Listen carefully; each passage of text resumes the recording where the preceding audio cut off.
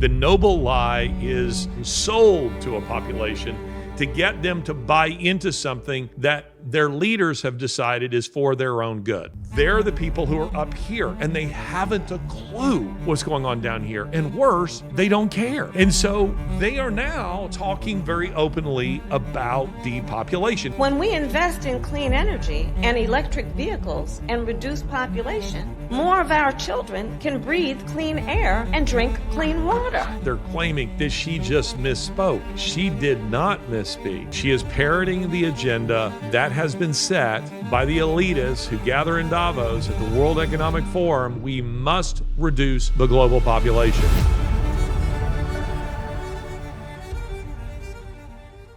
Welcome to Ideas Have Consequences with me, Larry Alex Taunton, and it is a real pleasure to be back in the studio. It's a pleasure to be back with the posse, to be chatting with you. And again, we've got some very exciting things that are ahead of us that we're looking forward to implementing on this show. But first, today, I want to jump right into an idea. And the idea is that of worldview as it relates to humanity. And I want to demonstrate to you how ideas flow, how they flow from top to bottom. Now, as the posse knows, regular viewers of this show, I talk a lot about the World Economic Forum, and that is because I have been tracking over the course of my career. You know, a career can have a theme just like a book, and the twin theses of my career have been Islam on one hand and atheism on the other, and looking at these things from historical points of view and how the ideas themselves shape an individual's philosophical outlook, how it shapes societies and what they look like. But, you know, we began this journey 20 plus years ago when we began tracking academic atheism, which almost everybody said, that stuff is never going to really penetrate into the mainstream. Well, now it has. And its residence these days is in places like Davos, where it is there discussed and it is implemented in policy. It is encouraged to be implemented into policy and so forth. So I want to show you today how, in my view, and it seems to me this really needs to be the theme that is pounded home by those people who oppose globalists, that they're fundamentally anti-human. You will hear me say that a lot on Ideas Have Consequences. On this show, we are pro-human. We are pro-human and anti-globalist. They are pro-globalist and anti-human. It is the exact opposite. And I want to demonstrate to you how their depopulation agenda trickles down from the high academic level and then works its way into policy. So let's start with this. Hang on one second. Just leave the camera running, but I want to grab something right here. This, I keep so many books, sitting around here. And unfortunately, this is not a book that you can get in, codices in standard, book form like this. At least you couldn't a couple of years ago. You only get, the Xerox copy of it, and you have to find a binder for it for yourself. But this is the first global revolution. This was published in 1991 by the Council of Rome. You can go and watch the episode that I did on the World Economic Forum, who they are, their history, what their agenda is, and you'll learn a little bit more about the Council of Rome. But don't think Council of Rome as in like Roman Catholic Church. Like, I'm not talking about an encyclical here. I'm not talking about a Catholic Church gathering. Rather, this is a gathering of academics, of influencers, of very wealthy businessmen who founded this club, this council in many decades ago, and their goal was to bring about certain changes in global, but specifically Western, and that's because Western governments are most influential globally, in their policies and the way that they think about humanity, the way they think about the environment, and so forth. And in here, I've read this in toto, and it's really a shocking piece of literature. And literature is too much of a compliment, but it's shockingly boring on the one hand, but if you're paying attention to what their agenda is, you come to the conclusion pretty quickly that they are fundamentally anti-human, and they're trying to figure out ways to promote their agenda and how it is that they get people on board with that agenda. And it's really interesting reading, because in my experience, specifically my experience traveling, what you discover, and I was thinking the other day when I was coming back from Mexico City that my life is kind of a strange combination of, if you were to take movies, to sort of define your life, mine is a strange combination of, say, things like lifestyles of the rich and famous, and A Beautiful Mind, and Blood Diamond, So, on the one hand, it seems that I'm in very dangerous and extremely poor places. And on other occasions, I'm looking for something specifically here, hence the reason I can quote it. So it's probably not that important that I actually find the exact quotation. But there we go. We all want to feel healthy and energetic, but most of us are just running on fumes, and exercising and eating right just become another thing to do on the to-do list. But I'm telling you, it doesn't have to be that hard. Look, most of us aren't trying to become Olympians, but who doesn't want to feel strong, healthy, and end the day with some energy in the tank? But that's not happening without good nutrition. That's why I take Field of Greens. It's whole organic fruits and vegetables, not extracts, no lab-made stuff like Bill Gates would give you. Just one scoop a day gives you simple, real nutrition. Field of Greens feeds your body with fruits and vegetables medically chosen to support your heart, vital organs, and immune system. You'll see the difference in the way that you feel when you use Field of Greens. And here's some improvements that people often see. Steady energy throughout the day, no afternoon crashes, better sleep. Who doesn't want that? Even my stomach feels better. Field of Greens is my go-to for getting the nutrients that I need, even on those bad eating days. I'm sure you'll love Field of Greens, but if you don't, you can return it for a full refund. Now, I've got you 15% off your first order and free rush shipping. Visit fieldofgreens.com and use promo code IDEAS. That's promo code IDEAS at fieldofgreens.com. Fieldofgreens.com. And these very shockingly poor and dangerous places, then on other occasions, I find myself, I'm just one person, I'm not plural, trust me, I'm not schizophrenic. I find myself, clinking champagne with the elitists in Europe or in some Manhattan soiree. And what you discover is that the people at the top of the social order are completely divorced from and have no idea of what's going on at the bottom. And it's kind of a let them eat cake sort of mentality that they have. In some cases, let's take somebody sinister like Nancy Pelosi, who she just doesn't care. You listen to her enough when she's really talking, and it's like she can't help herself. Her hatred for humanity just comes out. Her condescension for people who do not occupy her social or financial status. They just don't interest her. She just doesn't care. She's only about the acquisition of power and the advancement of her own personal fortune and power and agenda. That's the way a lot of these people are. And when I go to, if some of you would know, to like the World Economic Forum, and I'm just sitting there, I'm not wearing the lanyard, but still people just assume that I'm one of them, and I'm planning to go again this next year. We'll see how far I get. I'll probably get bounced out of the place, probably get arrested. But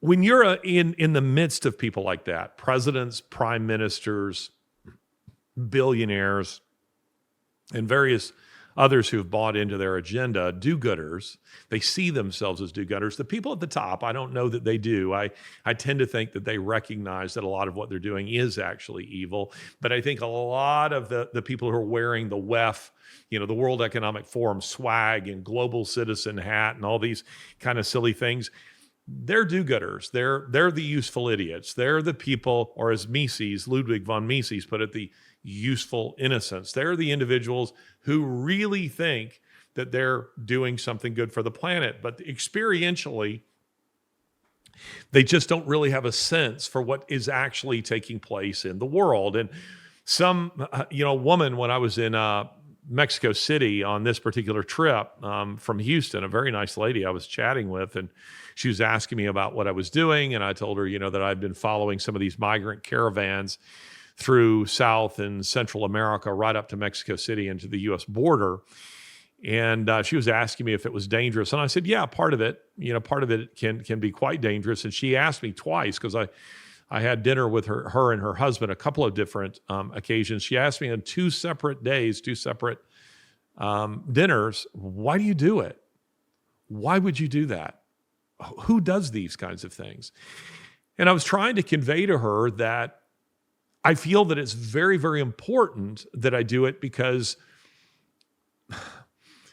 as you have heard me say on this show so many times, I cannot tell you the number of people on social media who I see pontificating about things where I know that and I'm talking prominent accounts, very prominent accounts, some conservative, some on the left, that what they do is, these are individuals in many instances who, it seems to me, they just get up out of bed, grab their coffee, and in their slippers and robe, they scan through social media, maybe read a blog or two, and then they pontificate and they steal the content of other people.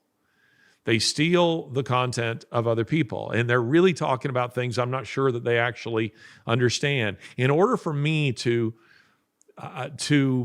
offer you any real cultural insights as it relates to ideas and how those ideas influence policies and so forth, I've always felt very strongly that it can't just be academic work. And I have plenty of that, but that has to be supported by and seasoned by actual in-the-field experience. It's why you haven't heard me talk about vaccines. I haven't done a show on that, and it's because I don't feel competent at this point to do that. I would have to bring somebody else in who can talk about that, but there are already somebody doing it that I have no need or desire to do that. But the point is, I don't just want to come on here and just pontificate about things that I don't know anything about. And when I decided back in 2020 that I needed to understand the immigration issue at a deeper level, I decided I would engage with the migrants themselves. I would engage with the illegals themselves. I would engage with the border patrols. I would engage with the cartels. I would engage with the people in Central and South America and where they're coming from. And I would see firsthand what's happening, what the United Nations is doing, what other NGOs are doing. And then I would know, on the one hand, the policy wing of it, but also be able to season that, as I say, with actual experience, which is partially what I will share with you on today's episode. But you see, on the left, part of the problem that you and I are facing at a real basic level is you're dealing with elitists. I will not call them elites. That's a compliment to them. They want to think of themselves as the elites. Rather, they are elitists who think they are better than you by virtue of life's lottery or some other fortune that has befallen them, and their station in life, they believe, entitle them to treat you as though you don't matter. And that's what they do. Or it's because even though they might have some high-powered education and, jet set, they're so removed from ordinary life that they just don't know what it's like for ordinary people. They don't rub elbows with that.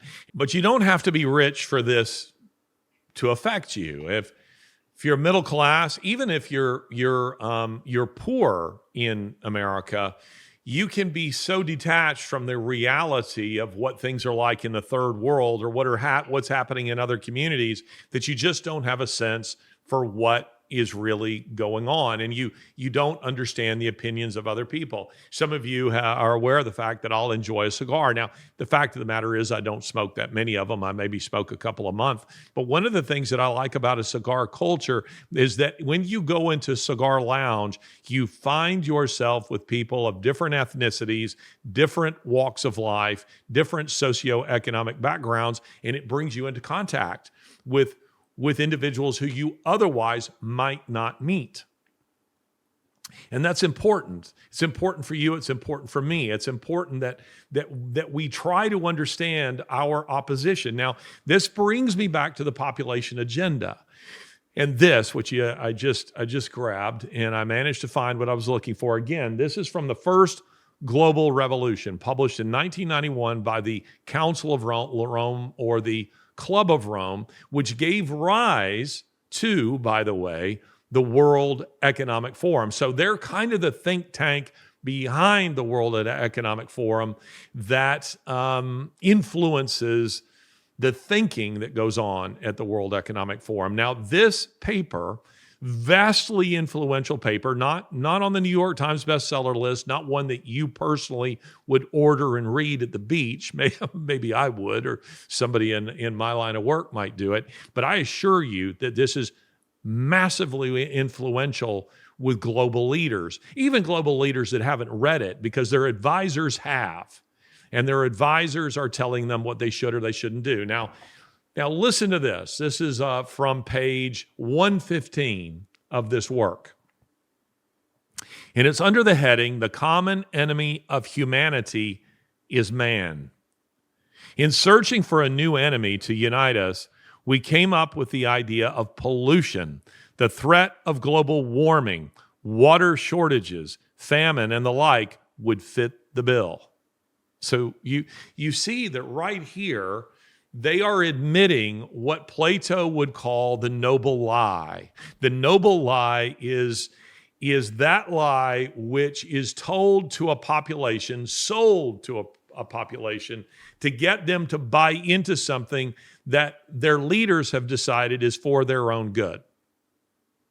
So we convince you that if you don't get on board with the depopulation program, it's going to lead to the demise of civilization itself.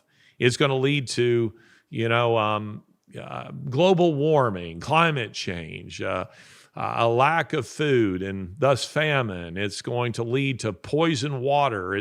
All these kinds of things. So the idea they admit here is we need to frighten, because see, they're not expecting ordinary people to read this, so they're talking very openly. We have to, in other words, convince humanity. We must frighten them into believing that if they don't get on board with depopulation, and they do believe depopulation is a real threat, that they can't get people to participate. So we have to frighten them. Again, in searching for a new enemy to unite us, we came up with the idea that pollution, the threat of global warming, water shortages, famine, and the like would fit the bill. And then as you go a little further down the document, it says this: the real enemy then is humanity itself. But they say, we don't want to say that. People won't like it if we say that. We will instead just say it's pollution, it's this kind of thing. Now, what I want to demonstrate to you is the flow of this idea as they begin to speak more and more openly about depopulation. They're becoming more openly, they're becoming bolder in stating their evil agenda. They're becoming more and more bold in stating their evil agenda. And again, my point at the opening here is to say that you begin saying things like this when you're so out of touch with what life is like for ordinary people. Some of you will be old enough to remember, I think it was in the 1992 presidential election that George Herbert Walker Bush, not George W. Bush, George Herbert Walker Bush did him no end of damage by admitting that he had no idea. This was when the grocery scanners were just being introduced. You take an item and they scan it, bleep, and they put it into your bag of groceries. And they were just being introduced at that time. And George Herbert Walker Bush indicated he had no idea what they were. He didn't know what that was. And it was used against him. It was weaponized to say this is a guy that's out of touch, because for the last 30 years, he's never bought groceries for himself. And that was true. He had been, I think, an ambassador in China. He had been head of the CIA for 8 years, I believe. He had been vice president of the United States for 8 years. He'd been president of the United States for 4. Now he's running for another term. And they're saying, this is a guy who's been in government for so long, like Joe Biden, that he has no idea what it's like just to shop for groceries. Well, take that to the 10th power. These are the kinds of people, the kind of people who write this kind of nonsense are the kind of people that I'm encountering in the lifestyles of the rich and famous aspect of my work. They're not the ones that I just encountered in Mexico City. They're not the ones that I encountered near the Darien Gap. They're not the ones I saw in Colombia or along the Venezuelan border. They're not the ones that I'm seeing in Africa. They're the ones I'm seeing in London, in New York, in Davos, and in Rome. They're the people who are up here, and they haven't a clue what's going on down here. And worse, they don't care. And so they are now talking very openly about depopulation. Now, let's watch how this idea flows. Let's first take a look at, just to remind you, Dr. Dennis Meadows. Dr. Dennis Meadows is one of the founding members, really, of the World Economic Forum. His title there is called the World Economic Forum Agenda Contributor, but it goes beyond that. He was one of 4 authors of a book called Limits to Growth that has sold, or at least distributed, some 30 million copies, and it is vastly influential. And it was the thinking of that book, Limits to Growth, which talks about depopulation, in the 1960s. I think that book was published in like 1968, 1970, somewhere right in there. And the book is talking about depopulation and the importance of it. And so here is Dennis Meadows. He's not just some crackpot. I mean, he is a crackpot, but he's a crackpot who has enormous influence, at the World Economic Forum. He is one of the thinkers there. And let's listen to what he has to say. In one way or another, we are so far, globally, we are so far above the population and the consumption levels which can be supported by this planet that I know in one way or another it's going to come back down. So I don't hope to avoid that. I hope that it can occur in a civil way, and I mean civil in a special way, peaceful. Peace doesn't mean that everybody's happy, but it means that conflict isn't solved through violence, through force, but rather in other ways. And so that's what I hope for. The planet can support something like 1 billion people, maybe 2 billion, depending on how much liberty and how much material consumption you want to have. If you want more liberty and more consumption, you have to have fewer people. And conversely, you can have more people. I mean, we could even have 8 or 9 billion probably if we have a very strong dictatorship, which is smart. It's, unfortunately, you never have smart dictatorships. They're always stupid. So, but if you had a smart dictatorship and a low standard of living, you can have it. But we want to have freedom and we want to have a high sentence. So we're going to have 1 billion people. And we're now at 7, so we have to get back down. I hope that this can be slow, relatively slow, and that it can be done in a way which is relatively equal, so that people share the experience and you don't have a few rich trying to force everybody else to deal with it. So those are my hopes. I mean, these are pretty pessimistic hopes, but I mean, that's what lies ahead. So here's Meadows telling us that the global population needs to be reduced. It sits now at about 8 billion, 8.5 billion. No one knows for sure because no one really knows the populations of China and India. But we need to reduce it from, let's say, 8 billion people to 1 or 2 billion people. So Dennis Meadows is advocating a peaceful, civil decrease in the human population by 6 to 7 billion people. Wow. This is how these people think. But it doesn't end there. Let's now look at Bill Gates. Now, there are a lot of Bill Gates videos on population I could choose from. There's one where he's sitting at a conference and he's telling the audience, our choice is between paying teachers and good education for our children or death panels. Death panels, which he admits in the interview, is this idea that there's a panel of experts that would determine whether or not you get, say, a liver transplant, or whether you get a heart transplant, or whether you get some kind of expensive surgery or not. If you're on, say, Medicare or an insurance, some sort of insurance policy. Now, if you can pay for it yourself, that's fine.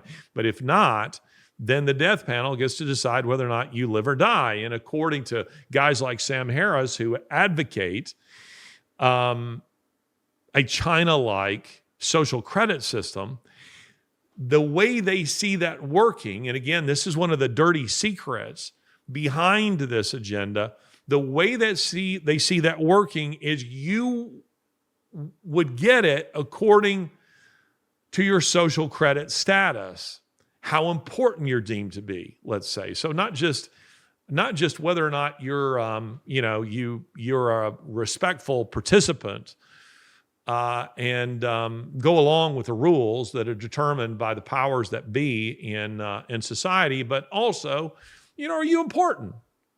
I mean, if you're just a homeschool mom, well, we're not wasting a liver on you. You don't get that. You're the work for the sanitation department. We can get any immigrant to take that job.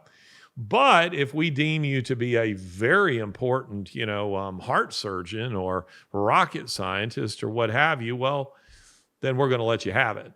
You see how that works. So you see where this kind of agenda begins to go. But in this particular video that I'm going to play for you, and it's just the first 15, 20 seconds that I want to play, just want to show you that Bill Gates has put out his own population control video. So I'm not mischaracterizing Bill Gates here. This is Bill Gates himself. And I'm not going to show you the whole video. You can go on YouTube and you can find it and you can watch the whole thing. And he's pretty careful in the language that he's using to try to put depopulation in very positive terms. But you need to listen. It is Orwellian doublespeak. Let's pay attention to him here. In this year's annual letter, Melinda and I take the toughest questions we get asked and give our answers. One that's come up for a long time is, as we make the world healthier, is the population going to get so big that feeding everybody and maintaining the environment is going to be impossible? So he's taking the tough questions and he's talking about reducing the global population because he says it's necessary. I mean, we're headed for a population disaster. Now let's watch one of my favorites. And this is John Kerry speaking at the World Economic Forum. He's speaking in Davos. He's not talking about population, but you sense the secular pagan idea that is behind what he's saying. Let's listen to this. And when you stop and think about it, it's pretty extraordinary that we, select group of human beings, because of whatever touched us at some point in our lives, are able to sit in a room and come together and actually talk about saving the planet. I mean, it's so almost extraterrestrial to think about, quote, saving the planet. If you said that to most people, they think you're just a crazy tree-hugging, lefty, liberal, do-gooder, whatever, and there's no relationship. But really, that's where we are. Okay, so Kerry says we've been given an extraterrestrial mission. He doesn't say God. He's very careful not to say that because he doesn't believe in God.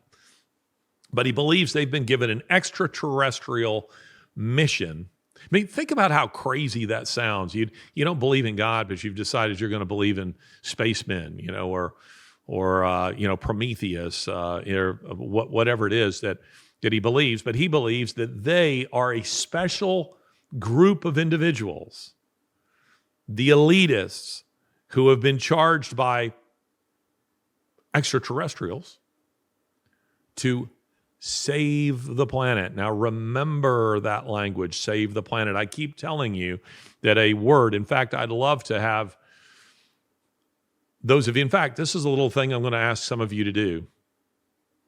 Please watch for this word, sustainability, in its variants. Watch for this word because that word is the new final solution. Final solution you all associate with the Holocaust because you've been taught to associate it with the Holocaust quite rightly. But initially, it was used by the Nazis to mask genocide. So when the interrogators at Nuremberg first came across the term that the Nazis themselves were using, they kept saying the final solution, the final solution. And finally, the interrogators say, what are you guys talking about? You keep referring to this thing. In other words, they were hiding from themselves, the Nazis. They were hiding from themselves genocide. They'd come up with code phrases, code words to hide what they were doing. Sustainability is the new final solution. It's a new version of that. Whenever you see that word, you need to know that it is freighted with anti-human meaning, that nothing good comes behind that. You will see it in hotel rooms. We're a sustainable, property, or you'll see it on menus. We use sustainable products, on and on and on. But what I would ask you guys to do, this is a little project I'd love to ask listeners to help me with. Please pay attention to that word and do me a favor of either quoting it wherever you see it, and I mean word for word, but preferably take a photo of it with your phone. And you can go to my website. You can go to contact Larry Alex Taunton.com. That's contact at Larry Alex Taunton. That's TAUNTON, TAUNTON, one word, lowercase, Larry Alex Taunton. It's all put together. Contact at LarryAlexTaunton.com and send those to me. I would love to see them. You guys are spread all over the world, the audience for this show, and you're coming into it you're coming across it in many places, and I'd love to see it. But sustainability is the new final solution. It is freighted with anti-human meaning, and John Kerry here is talking about sustainability. That's what this has to do with, and sustainability always involves, even if it doesn't say it, it always involves an anti-human agenda. Now, we just keep coming down. Okay, so now we've started high and we're coming down from that, the trickle down of this idea straight into Canadian policy. Now, I've used this advertisement on Ideas Have Consequences before, but it's worth showing on every episode because it's so horrifying and because you need to know who these people are. Now, this is an ad for a program in Canada called MAID. MAID, that's Medical Assistance in Dying is what that stands for. MAID, not MADE. MAID, Medical Assistance in Dying. And this is a commercial that has been put out by them that is about how wonderful it is to off yourself. How wonderful, how glorious, how sweet it is kill yourself. This is the kind of stuff they're running, the kind of stuff they're doing. They're encouraging euthanasia. This is not new. I'm not the first, I'm sure, to tell you. And again, we've covered this before on this episode. But again, you're watching the idea starting at a very high level, at an academic level, and working its way straight down into the culture, into its anti-human reality. Watch this. Watch this. Last breaths are sacred. When I imagine my final days, I see bubbles. I see the ocean. I see music. Even now, as I seek help to end my life, there is still so much beauty. You just have to be brave enough to see it.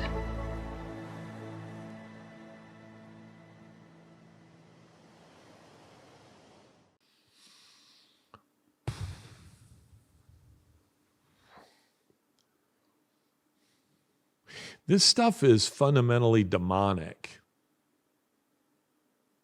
I know that some of you don't believe in God and you don't believe in demons. You should. James 2:19 says, you say you believe God is one, you do well. The demons believe and shudder. There are no atheistic demons. They believe in God. And I'll also tell you this, you may not believe in them, but they believe in you. I say that this is demonic, this is satanic, because Satan is not a creative intelligence in the Bible's telling of it, in his description of him.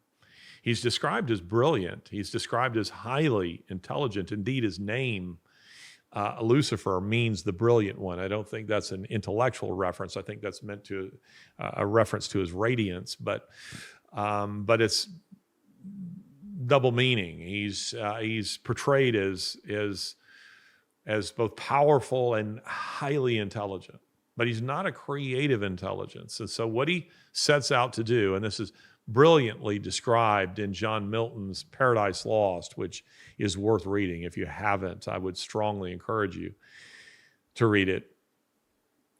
Satan sets out in the biblical narrative to destroy God's creation.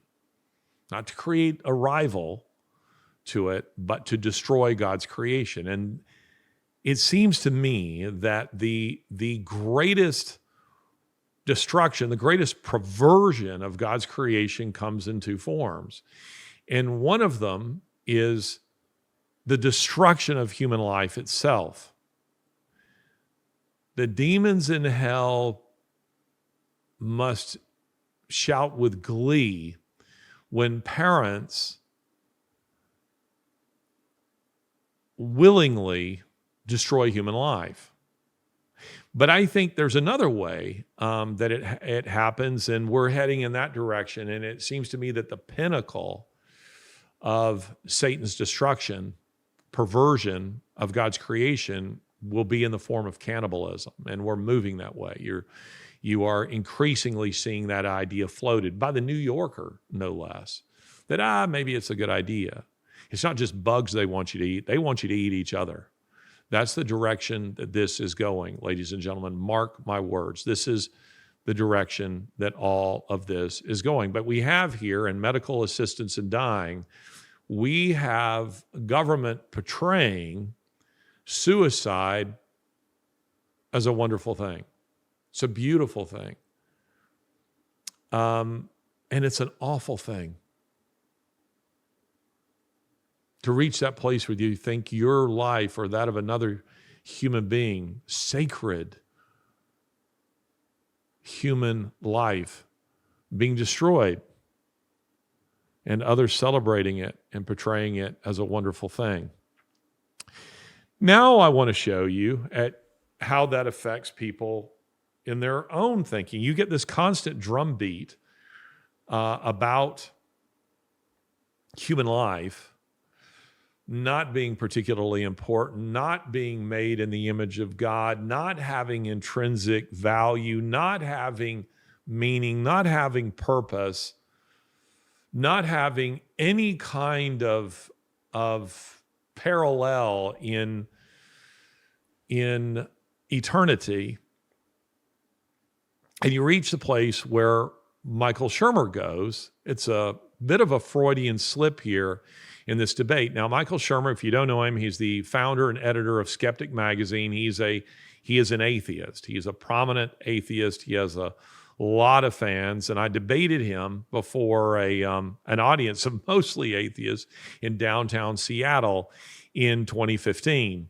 And listen to what he says in this exchange. We're talking about the big issue that is abortion, and listen to what he has to say here.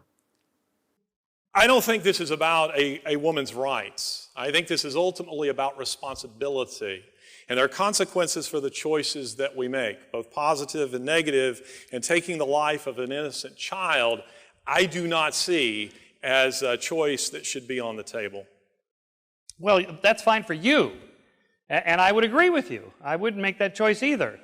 But that's not any of my business when somebody else wants to do something different, particularly in the case of rape or something like that, but even just a drunken night mistake. I mean, stuff happens. Shit happens, all right? Let's just say it. And people make mistakes, okay? With all due respect, Michael, I don't consider children shit. Well, and that's just the way I view it. I mean, the idea that... I wasn't talking about children. I wasn't talking about children.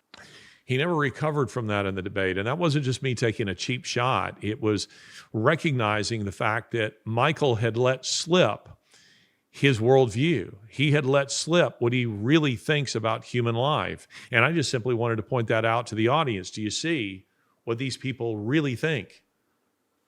Do you see what they really believe about human life? And the reason why they take it so casually. And this brings us to Kamala Harris. And this little video. Let's watch this. When we invest in clean energy and electric vehicles and reduce population, more of our children can breathe clean air and drink clean water. You know what they're now saying, she said here, because this video is now making the rounds. I showed it to you several months ago, probably last year. But now they are saying, oh, she didn't mean to say depopulation. She meant to say depollution, or something like that they're claiming that she just misspoke. She did not misspeak. She is parroting the agenda. Again, we started high and we've worked our way down here. She is parroting the agenda that has been set by the elitists who gather in Davos at the World Economic Forum. We must reduce the global population. We must reduce the global population. And again, as we read right here, the way we do that is to terrify people that it's necessary, that it's absolutely necessary that we do it. For the sake of, what did John Kerry say? For humanity? No. John Kerry wants to do it for the sake of the planet. For the sake of the planet. This is, again, the warped thinking of these individuals. There's peace of mind and security. Security for our country, security for our leaders, and security for our families. But think about this. You're not financially secure if all your eggs are in one basket. Gold and silver are an excellent way to diversify your savings. They're a hedge against inflation. They're a physical asset that is in high demand globally, from the wealthy to central banks. And through my friends at Birch Gold Group, you can own physical gold and silver in a tax-sheltered retirement account. That's right, you can diversify an old IRA or 401k for no money out of pocket into an IRA in gold and silver. This is one thing you can do to secure your family's savings. Text IDEAS to 989898 and receive a free, no-obligation info kit and learn the role precious metals play in your overall savings strategy. Again, text IDEAS to 989898.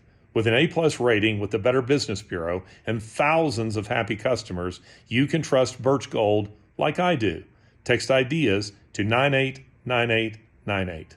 This brings me to J.D. Vance. J.D. Vance did a series of interviews on Sunday, Face the Nation, meet the press, and as Rush used to say, meet the depressed, and others. And I loved what J.D. Vance had to say here because of what he is talking about as it relates to this very subject. Now, he never mentions population.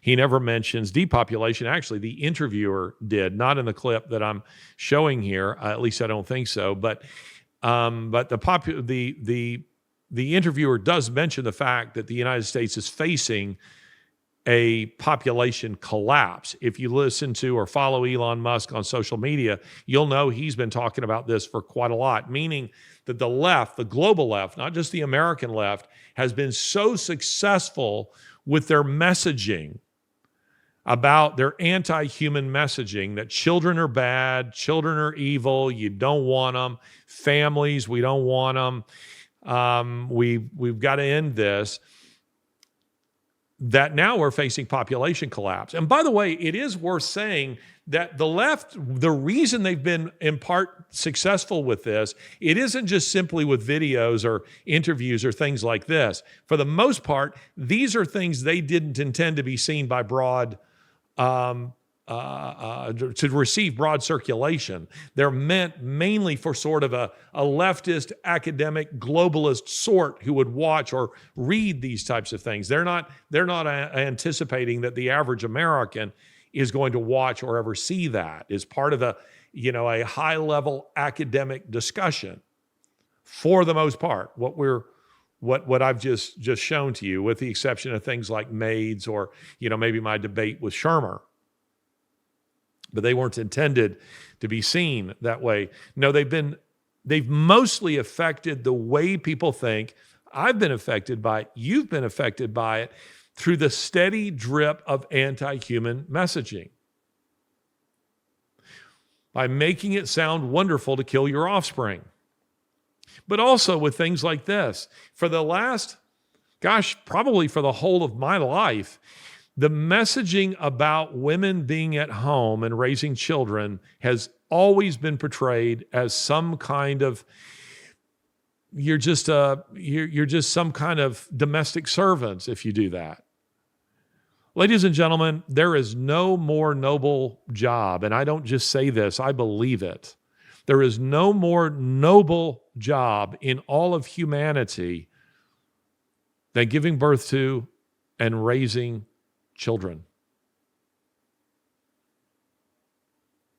My job for decades has been to be a provider to my family, to be a protector, a defender to my family, and to instruct them in the way that they should go, to raise them in, to use the words of an old PCA line, to raise them in the nurture and admonition of the Lord.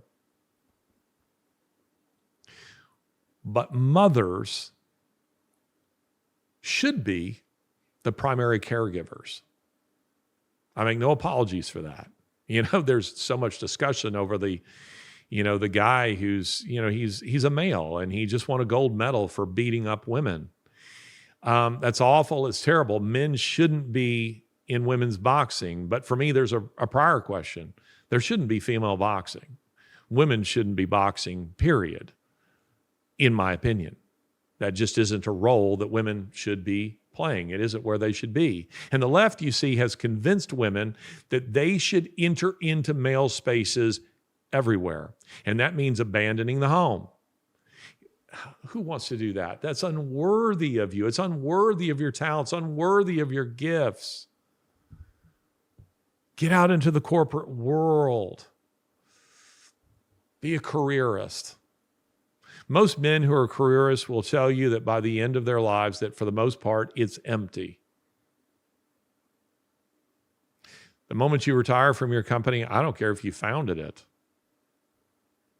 They forget about you pretty quickly. Maybe they'll put a portrait on the wall. Maybe they'll even keep a desk and a secretary for you so you can come in and feel like you're relevant, read the paper, or get a cup of coffee.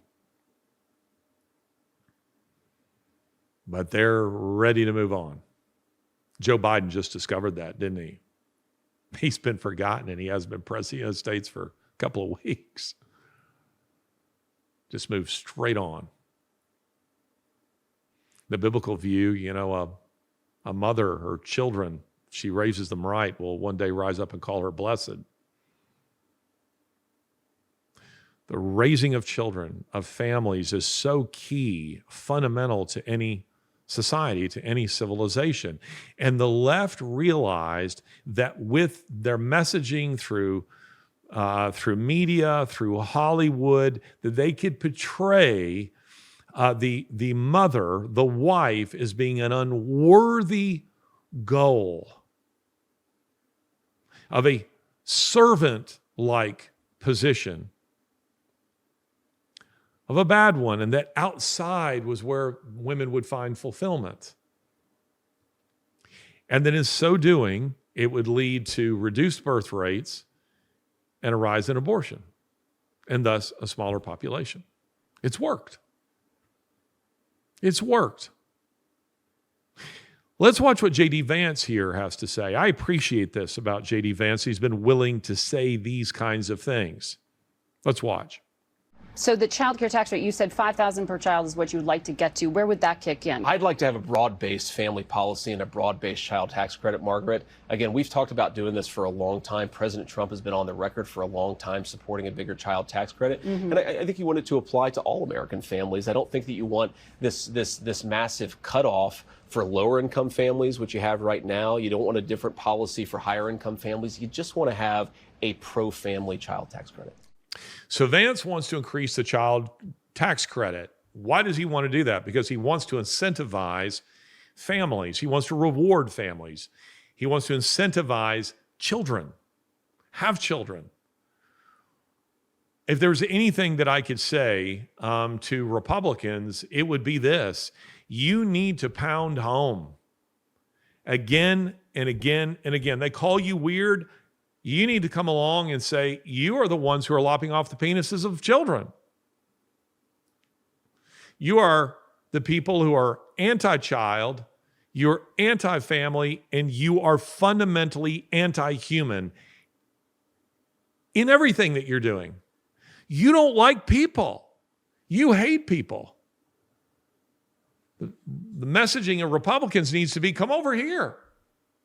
We love children. We love families. We love people.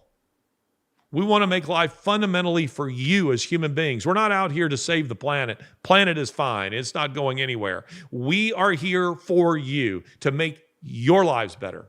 We're not sending money to Ukraine.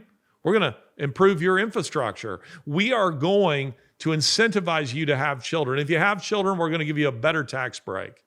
Raising children is hard and it's expensive. We want to help you. That's the messaging. That's the kind of messaging that will resonate across political lines.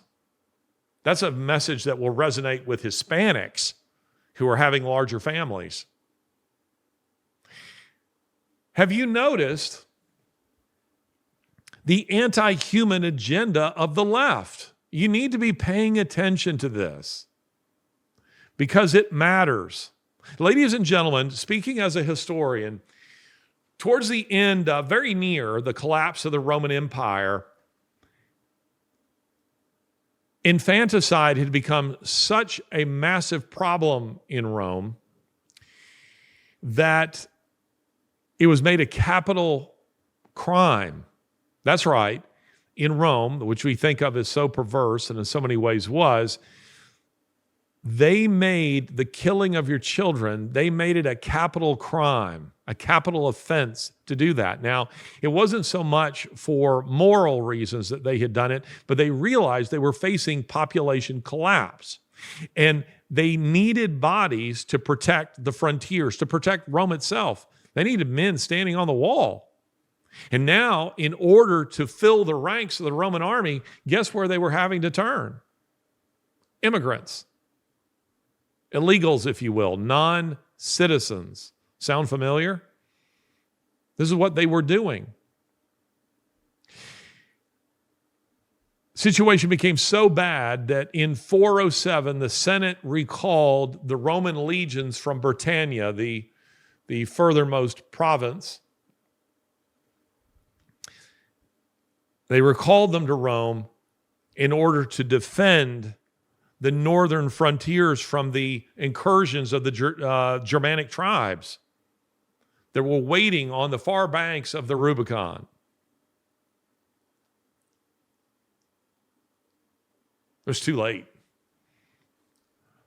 Rome was sacked by those Germanic tribes in 410, and the last Roman emperor ruled in 476. Rome collapsed. And it was in part due to a depopulation problem. You see, the Romans had come to attach themselves to a perverse sexual agenda, which led to the worship of the human body. Women became more concerned with their own physical appearance. And with the freedom, to quote Romans 1, to do that which ought not to be done, sexually speaking. They wanted to be liberated sexually.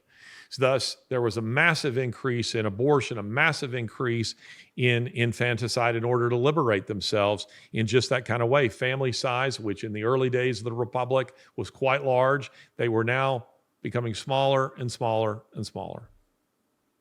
Does that sound familiar? I can't help but notice, just anecdotally looking around me, how white people are not reproducing in America. They used to have large families. They have one or two, if even that anymore. And that's even among Christians. And that is because they have bought into the anti-child. They don't realize the degree to which we're all affected. We're all affected by the steady drip of propaganda. And very few women are at home raising children anymore. They've all believed the lie that they will find fulfillment in a career.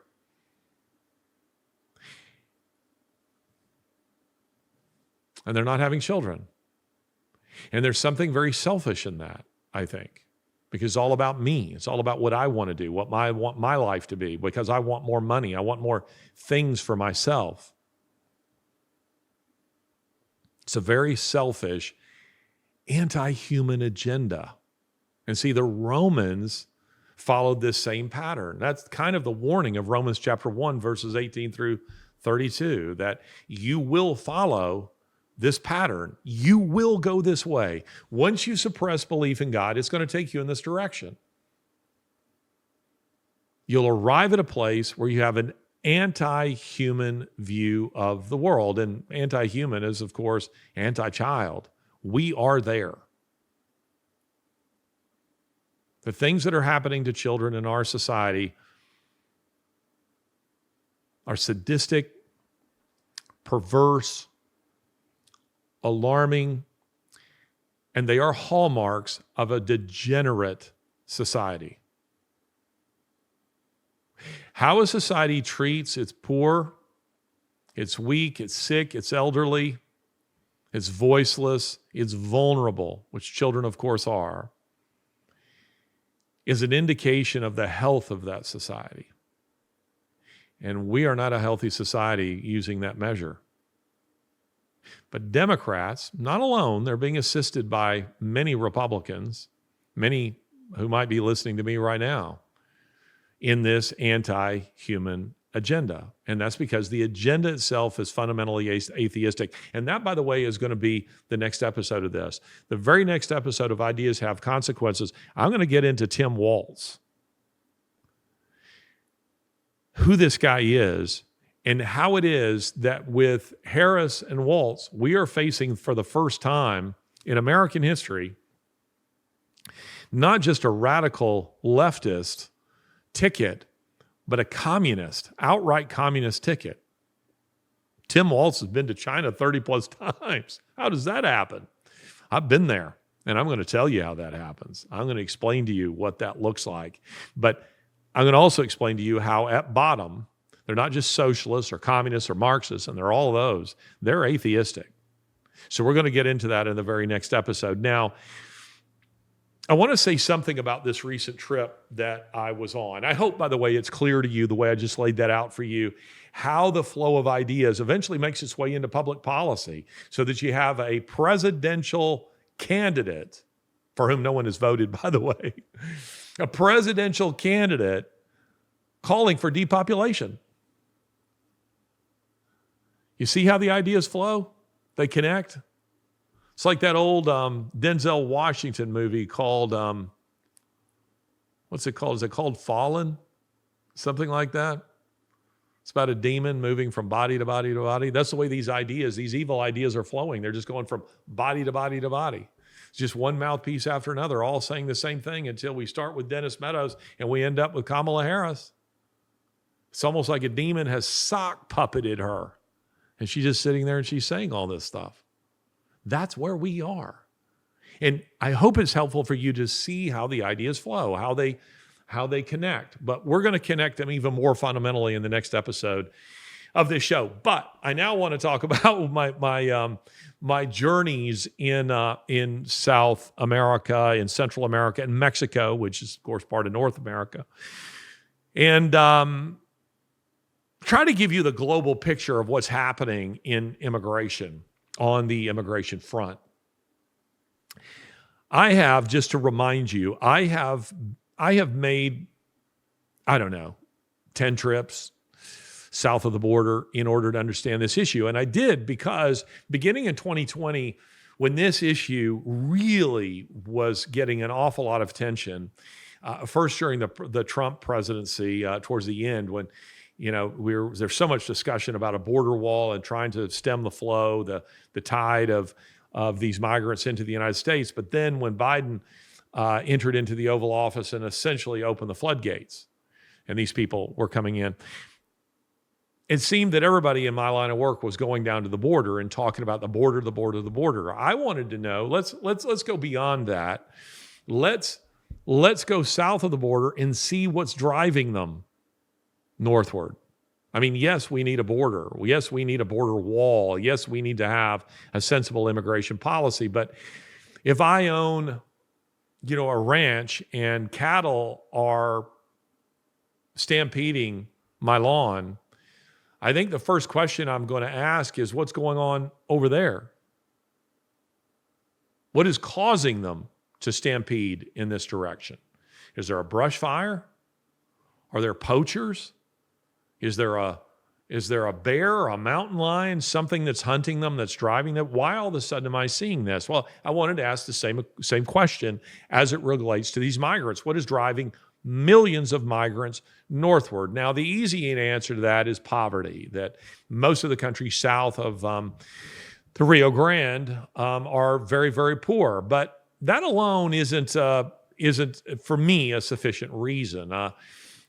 Data often shows that some of the happiest people in the world have been people from largely Catholic countries with large families who have a fairly low standard of income, but who rate high on the happiness index.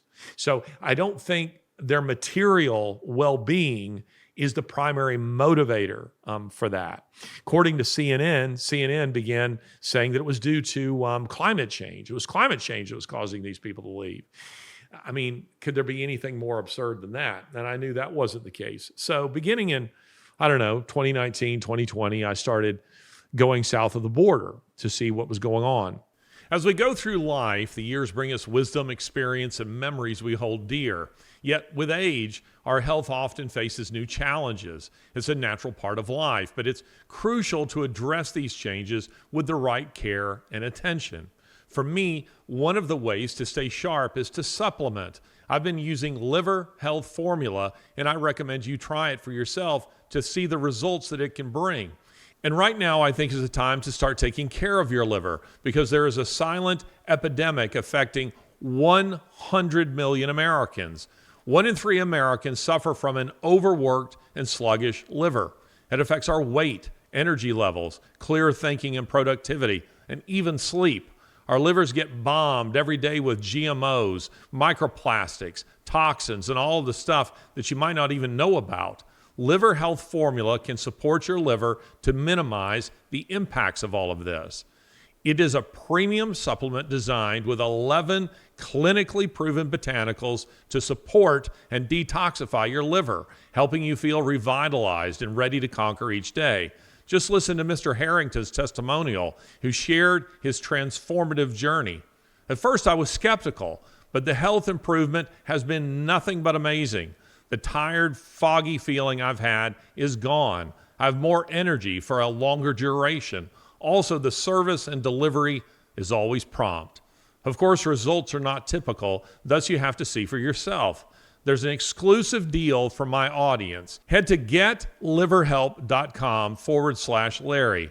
And as a special offer, you'll get a free 1-month supply of nano-powered omega-3s with your order. That's getliverhelp.com/Larry. There are several things that I learned from that, and maybe I'll do a full episode where I'm showing you geographically what's happening and where they're coming from. But in order to understand the immigration issue south of the border, Colombia has to figure in pretty prominently because it's the northernmost country in South America, and anybody who's going by foot has to go through Colombia in order to reach the U.S. border. So that's where they go in order to enter into the Darien Gap, which you've heard me describe as the Hotel California of jungles. It's a jungle that sits between Colombia and Panama, right like a cork.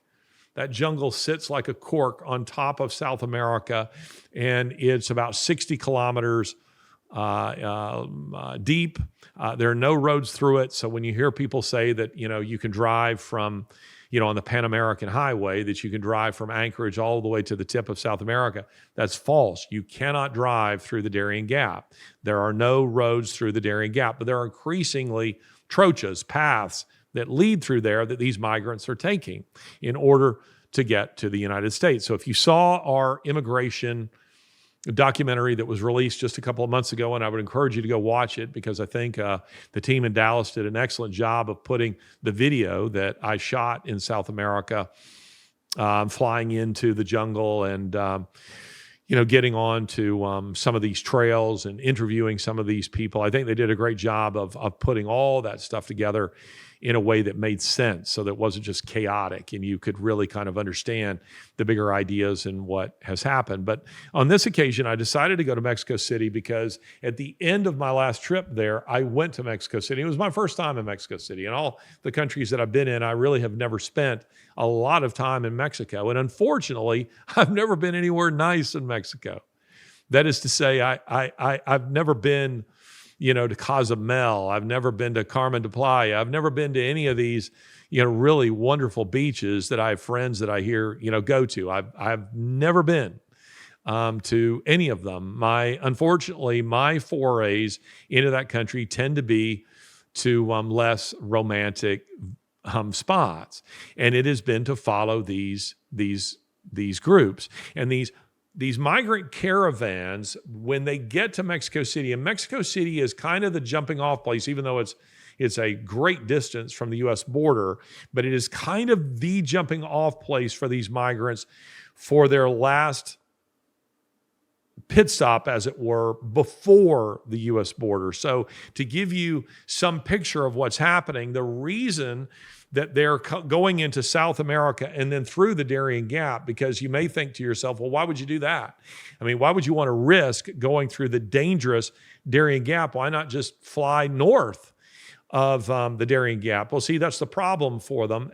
Often they're not flying. They're people from, say, Colombia, and mainly from Venezuela or Peru or Ecuador, maybe Brazil, maybe Bolivia, but they tend to be mostly Venezuelan, so they're not flying. And second of all, those who are flying, like let's say Chinese, if you're coming from halfway around the world and you're Afghan or you're Indian or you're Chinese, all groups, and I'll add to this Haitians and Cubans who are flying into South America too, rather than flying north of the Darien Gap. You may say, why would you do that? Why not just fly to Nicaragua or Honduras or Guatemala or Mexico, and then you have a much shorter trip to the U.S. border? Well, the reason is because the visa requirements north of Darien, north of that jungle, are much stiffer.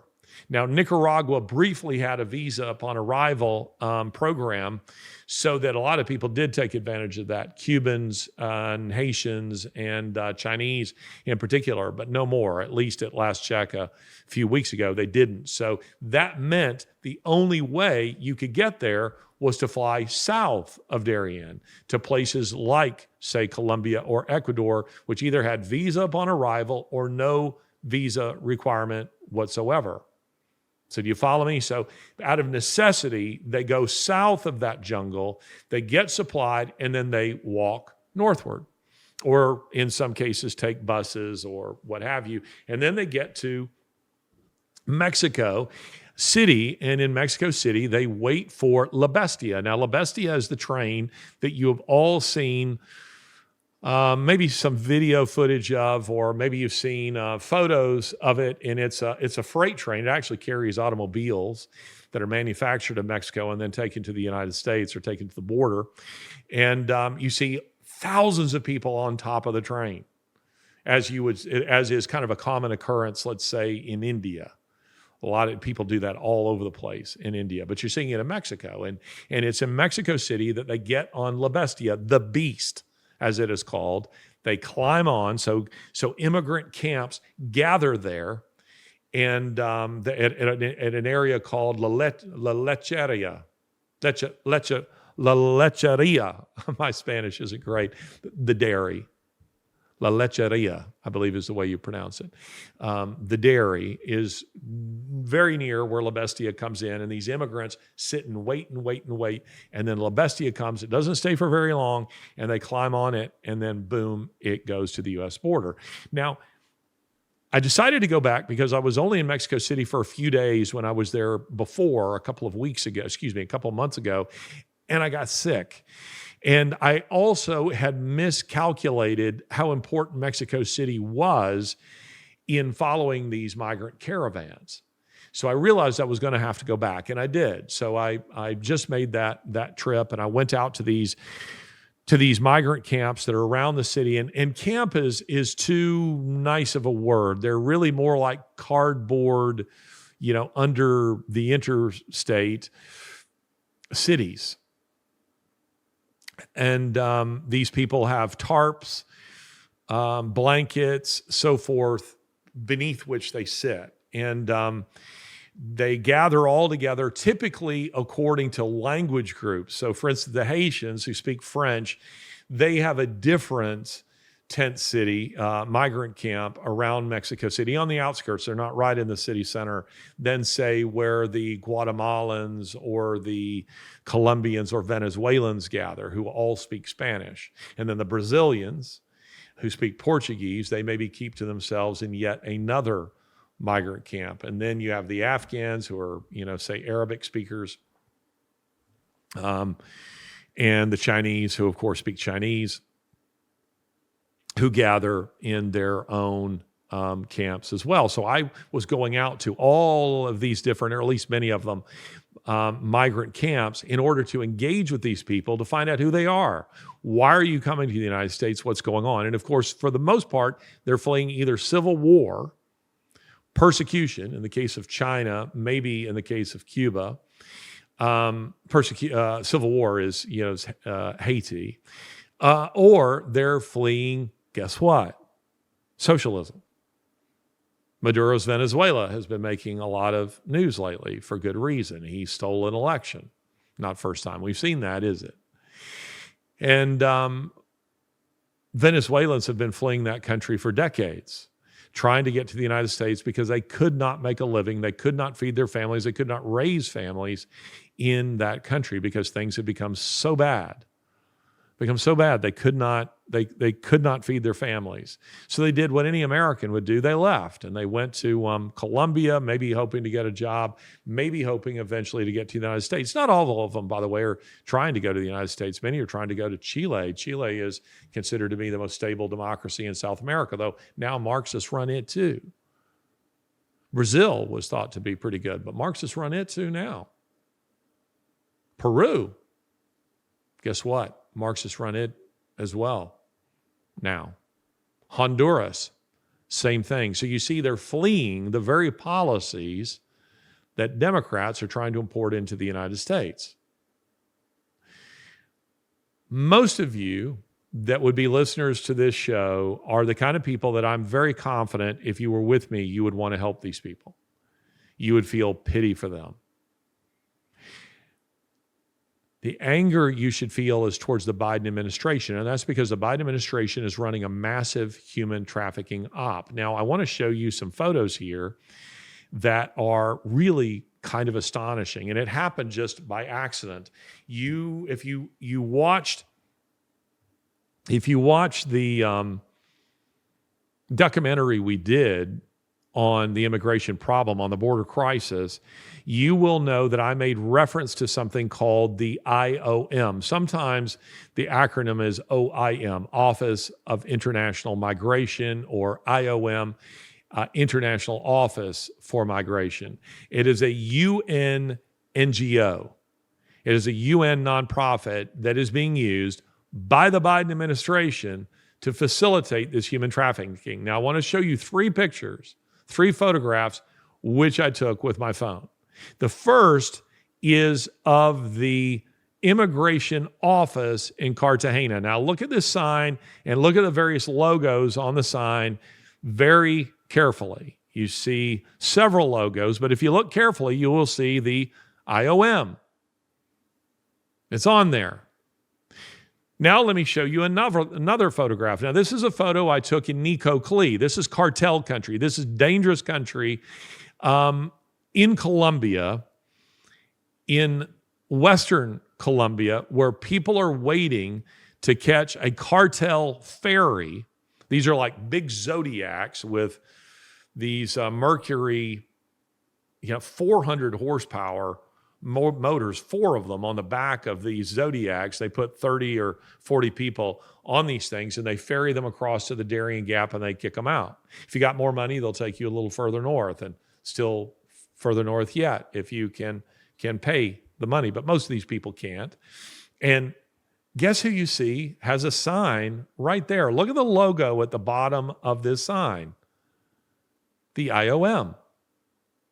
Or again, alternately, you sometimes see it as OIM. But the point is, it is the UN Office for Migration. They are facilitating this human trafficking. Now, on my latest trip, just a few days ago, I'm flying back from Mexico City and I fly into George Bush International Airport in Houston.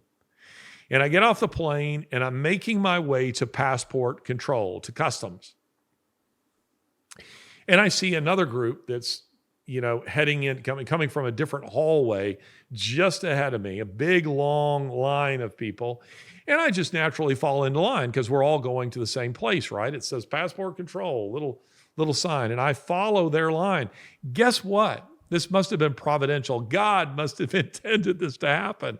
I fall in line with all these people, and I'm looking at messages on my phone. I've just, my phone has been in airplane mode, and I've just turned it on, and I'm walking along, and I'm pulling, my rolling bag, and I'm catching up on text messages and so forth. And then it dawns on me. I look up and I realize I'm surrounded by all Spanish speakers. And I'm surrounded by people of a single ethnicity. None of them are white. They are all Central and South Americans, every one of them. But guess what? Look at this photo, which I took very surreptitiously. Look at the swag they're carrying. Let's zoom in on that. Let's put the other photo here. There you go. So you can see right there that they are all carrying the IOM swag.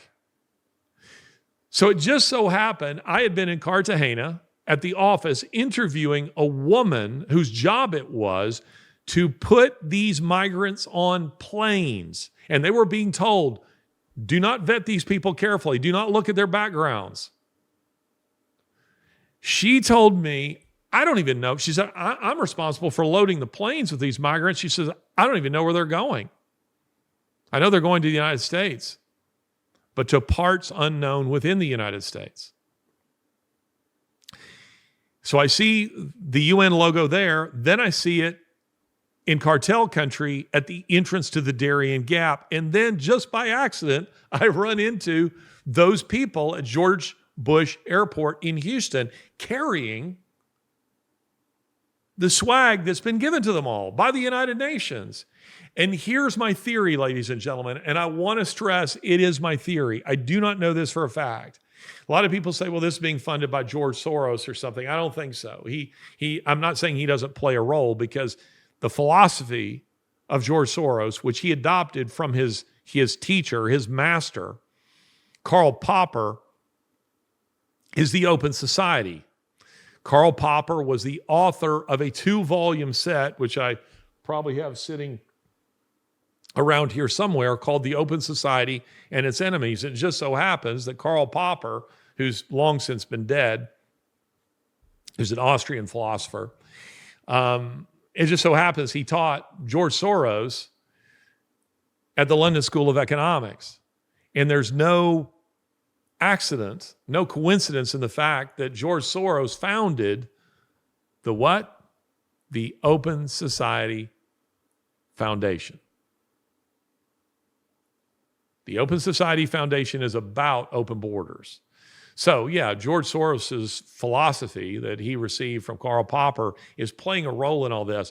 But my own theory, because this is such a massive human trafficking operation, is that this is money that's being laundered through Ukraine that's being used for this.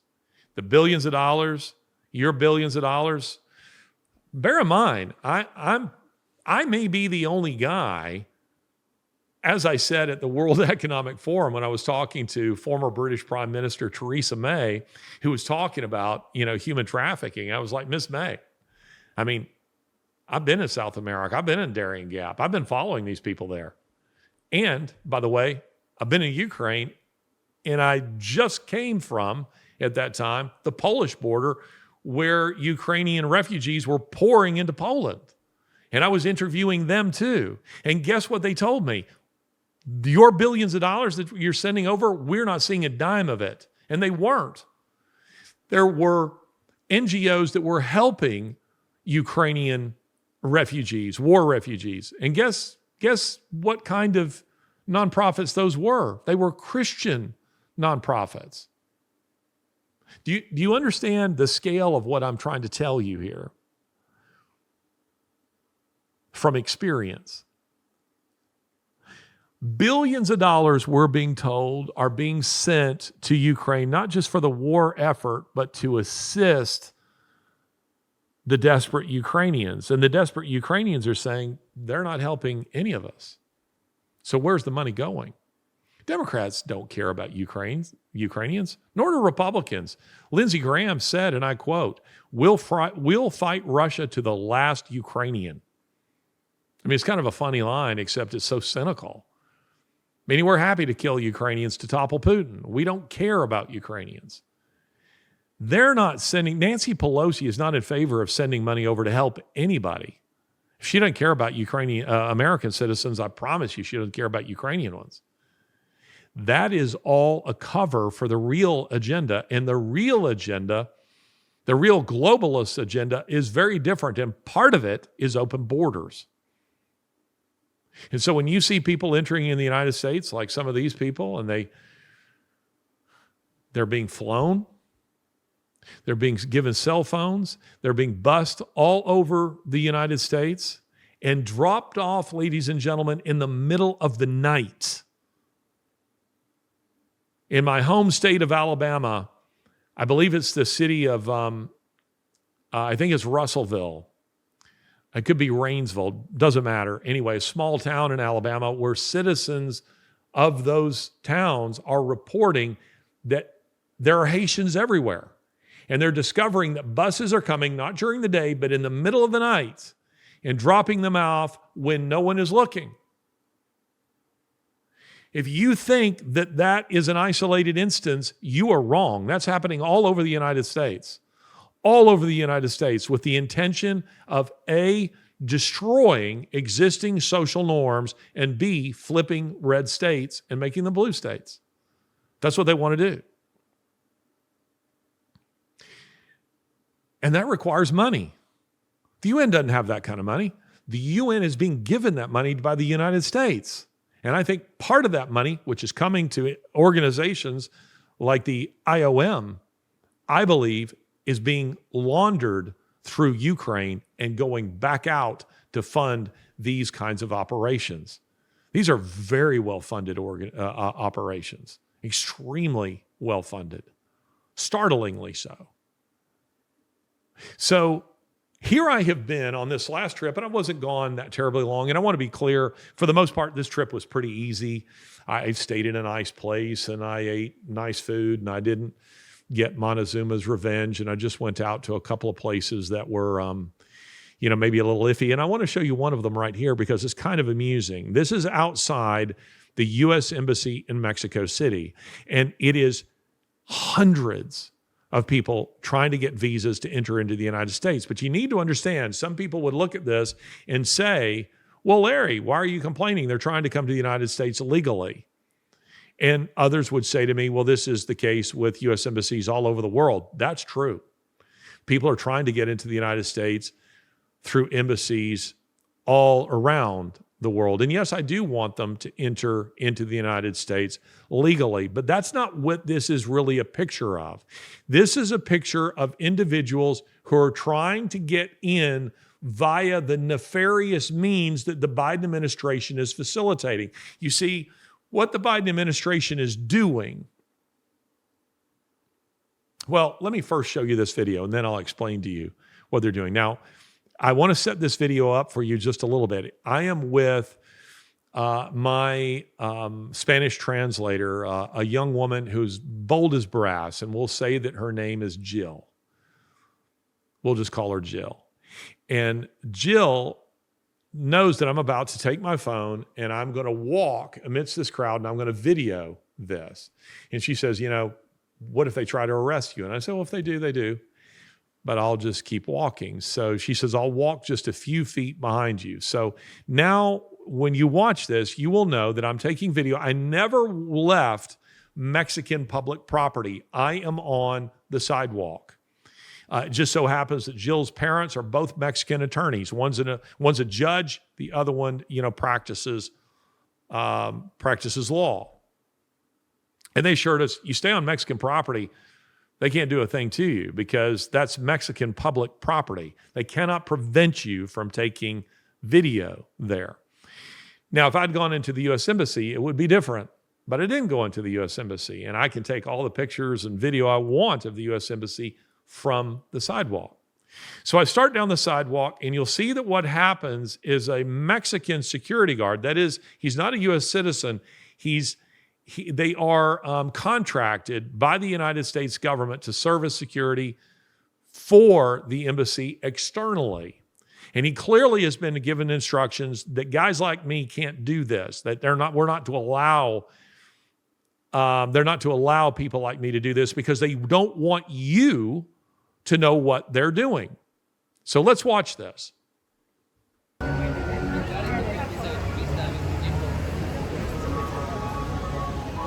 All of these people are trying to get visas to come to the United States. All of them. And the line just keeps going on both sides of the road.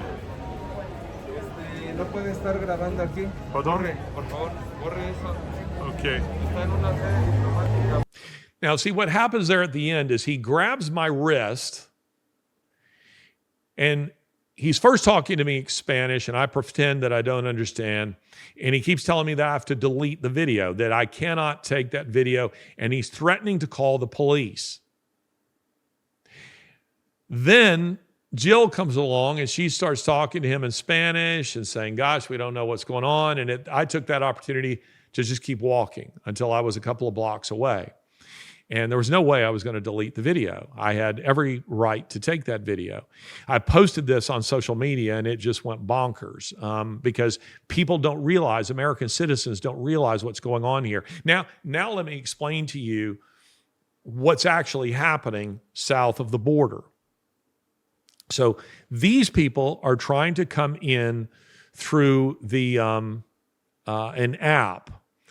the Customs and Border Patrol One app that they're told to use, and they can then get flights into the United States. So the Biden administration, with a pending election, Democrats, they want to change the optics of the border so that they can say to you, hey, look at the data.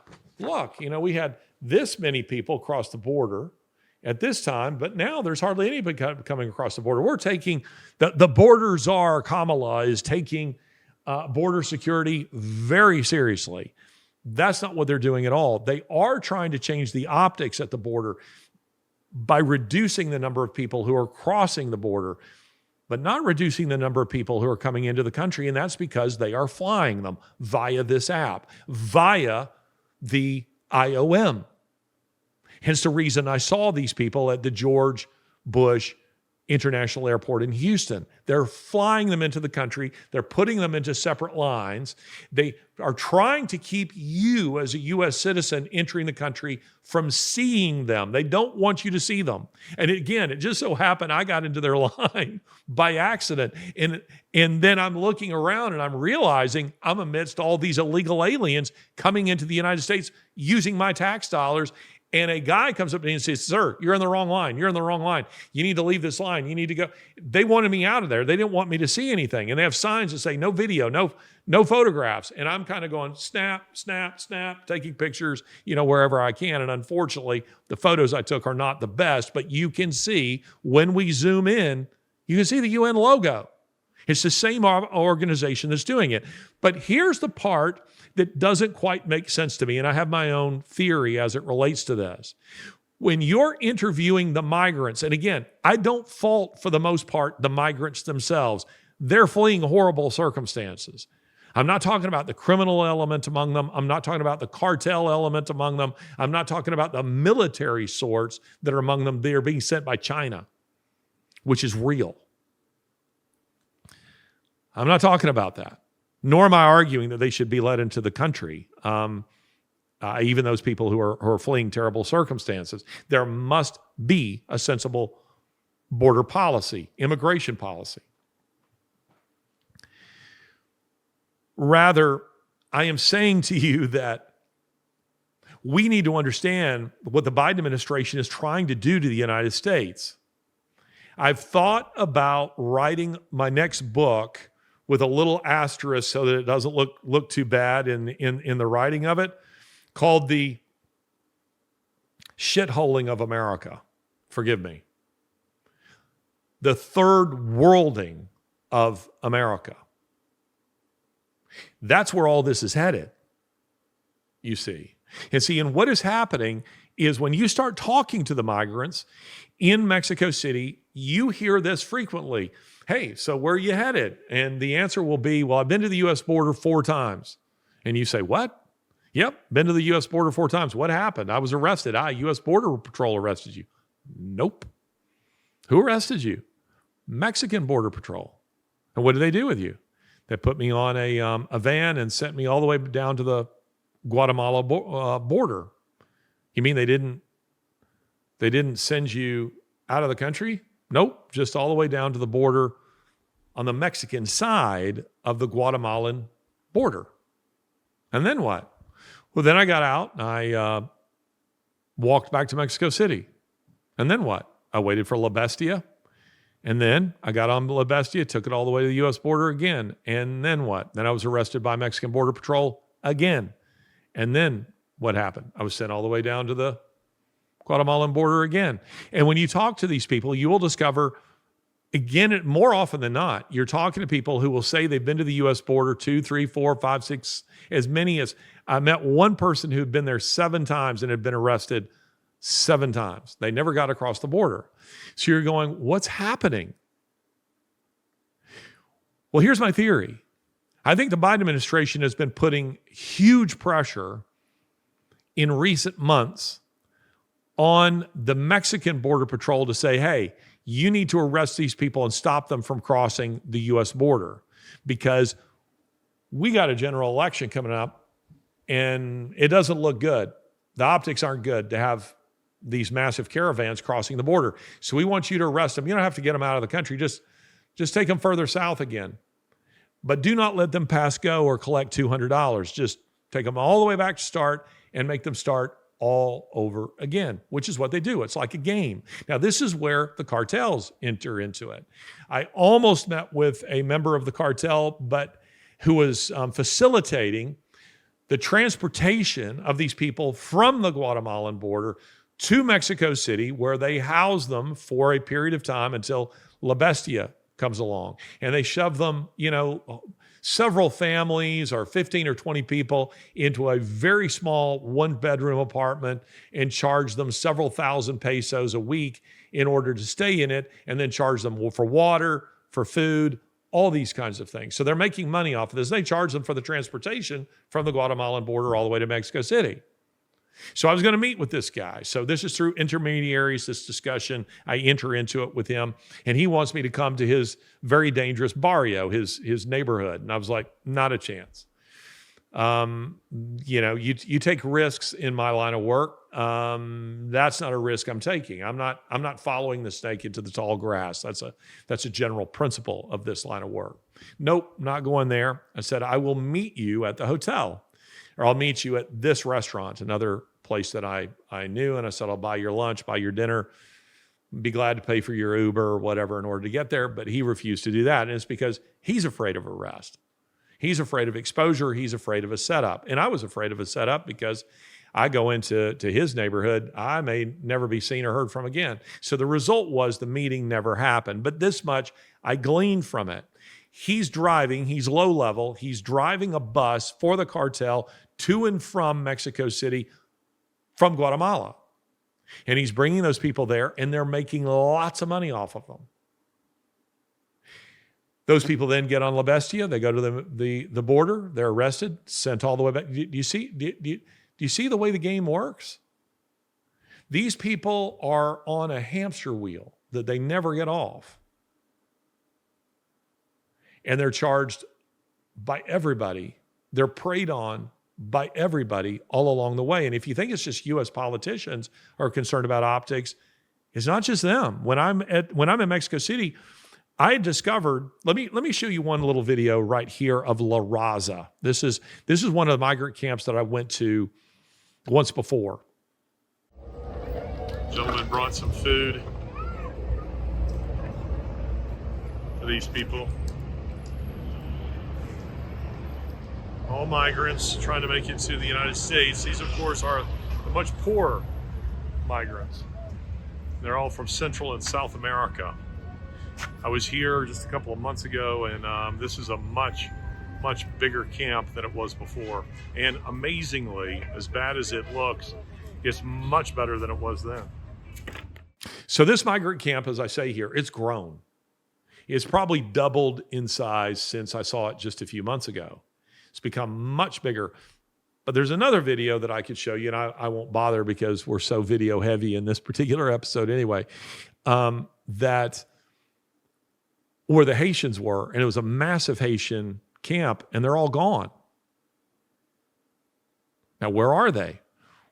Well, what you discovered is that there was a recent election, and one of the politicians, the politician who was voted in, said, I'll get rid of these migrant camps. So upon his election, he comes in. The police come in with riot gear. They beat up all these people and they drive them out. But you see, it's a shell game. All they did, they didn't get rid of the Haitian camp. They just moved the Haitian camp from where it was to another part of the city. You see, politicians are part of the game.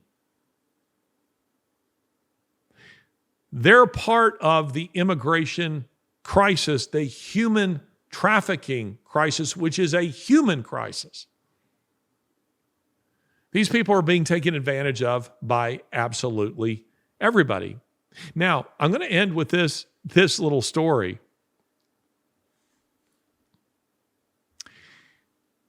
After I took my video at the U.S. Embassy, and the guy tries to take my phone, tells me I have to delete it and all this kind of stuff. I was significantly bigger than he was, so that wasn't going to happen. And again, Jill, she did a great job of diverting him.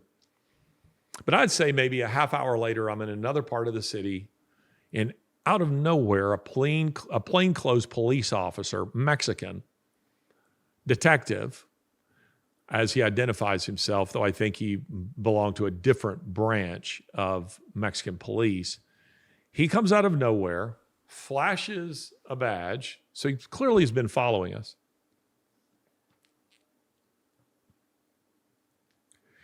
And he begins chatting with me, asks me what I'm up to and what's going on, and am I enjoying Mexico City and this kind of thing. What was very odd is he had on the lapel of his jacket a skull and crossbones, a little metal lapel pin, a skull and crossbones of the sort that you might get in a cheap vape shop. But it's meant to intimidate. He's there to intimidate me. And to sort of warn me that I need to be very careful. And what was very odd, before he showed up, is I get a phone call on my phone that's from a Mexican number. I don't answer it. But within seconds of that phone call, minutes of that phone call, that's when the guy shows up. So I chat with him for a few minutes, and he's telling me that if it were up to him, I'm an ex-Marine, he would beat up all these immigrants and he'd get rid of them in the city, and then he disappears. And about 20 minutes after that, he shows up one more time and he says, oh, by the way, there's a little kiosk over here where you can get a SIM card that will make your phone secure.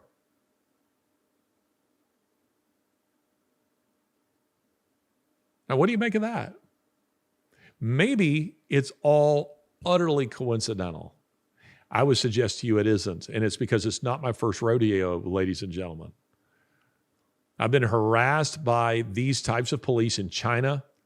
I've been harassed by them in Cuba. I've been harassed by them in Colombia, and I have been harassed by them now in Mexico. These are things they do not want you to know. And the fascinating thing is, most of the Mexicans that I talk to, because, I'm staying in a hotel in a nice part of the city, I'm rubbing elbows with rather urbane, influential, affluent Mexicans.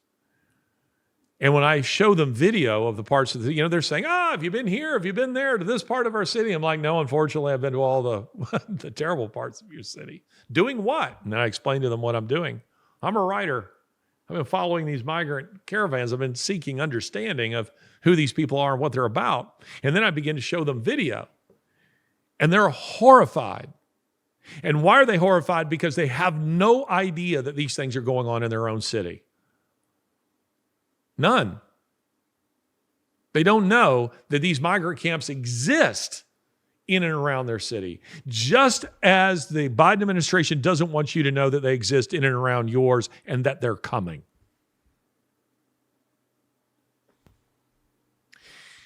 This has been Ideas Have Consequences with me, Larry Alex Taunton.